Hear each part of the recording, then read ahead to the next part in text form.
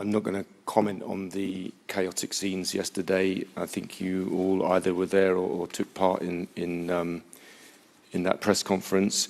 What I will say, the one thing I will say about it is that it clearly demonstrates that the sport of boxing needs a new federation to run boxing. If you ever needed any evidence at all that the IBA is unfit to run boxing, just to look at the key members of the IBA who took part in that travesty yesterday, I think tells you everything you need to know.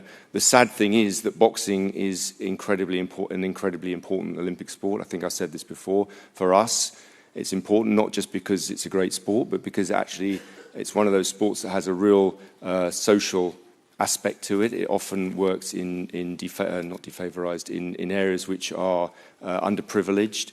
And so it's incredibly important. We would call on, and as I say, I think the best recruiting sergeant for a new federation would be that press conference yesterday. I'd ask everyone who hasn't seen it to please watch it, because I think it will give you an idea of why we are desperately in need of a federation that can take this forward. We have organised boxing both here in Paris and at the Tokyo Games.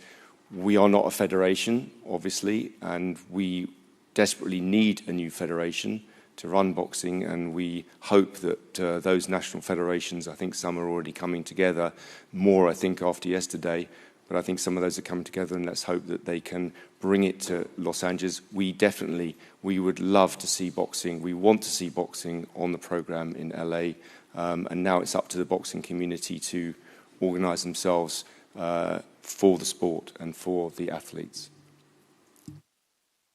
Yeah, right at the back there.